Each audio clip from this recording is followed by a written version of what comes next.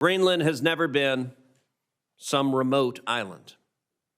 It holds immense strategic and economic importance. Its location and proximity to critical transatlantic trade routes places it at the center of several global debates. The growing influence of China and Russia in the Arctic region, where Russia has long maintained military assets and China has invested heavily with a clear strategic eye, is a direct challenge to the United States and our allies. This deserves serious consideration and response. Also key to our operational presence and influence in the Arctic is a healthy number of polar icebreakers. The U.S. built its last heavy icebreaker nearly 5 decades ago. Meanwhile, China has 4, and Russia has over 40, whose warships increasingly appear near Alaska. The only operational United States heavy icebreaker, the Polar Star, is 20 years beyond its service life. This is simply unacceptable.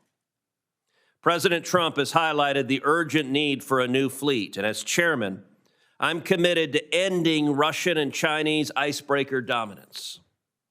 Executing on this quickly, not waiting for years and years on piecemeal annual appropriations, is vital for our national security, the economic productivity of Alaska and the Arctic, and our national shipbuilding capacity at American shipyards like Keppel Anfels and Bollinger. But it's not just about defense.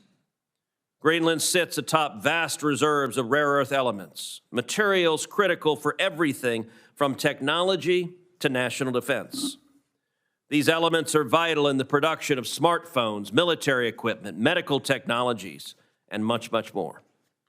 If the U.S. were to gain access to Greenland's resources, it could significantly reduce our dependence on foreign suppliers, particularly China, which currently operates a virtual monopoly on the rare earth market. Our Arctic allies could help replace China as the beginning of a new critical mineral supply chain for semiconductors, batteries, defense technologies. However, as the ice melts, we also face growing competition from our international competitors and adversaries. Russia and China are both increasing their military presence in the Arctic. I'm sure we'll hear about that today. Just last year, they conducted a joint military exercise in the Far East and Arctic. The reality is they want to be able to control the sea lanes, block freedom of navigation of our commercial and shipping and our military.